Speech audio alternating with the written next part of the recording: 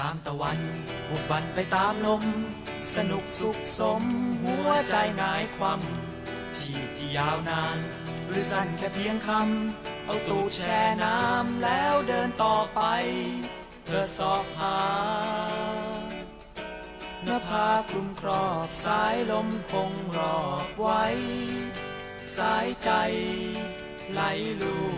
สู่สวรรค์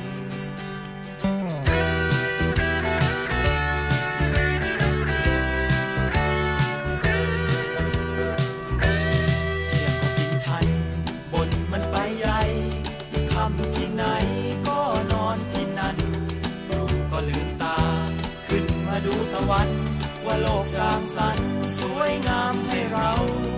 บอกให้รู้ให้ดูความจริงทิ้งคืนเพื่อสู่เช้าให้เราทิ้งเศร้า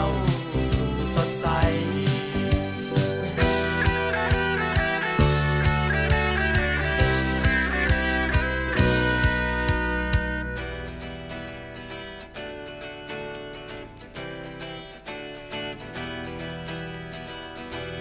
โลกไม่มายาจะบ้าก็ในเมืองเรียกรุ่งเรืองก็คงจะไม่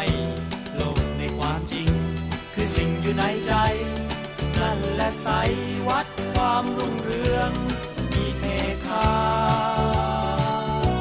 นภาตระหง่านสายทานที่ผ่านเมืองสายลม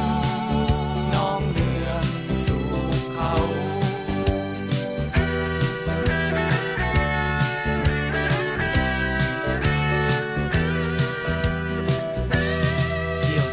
ปอง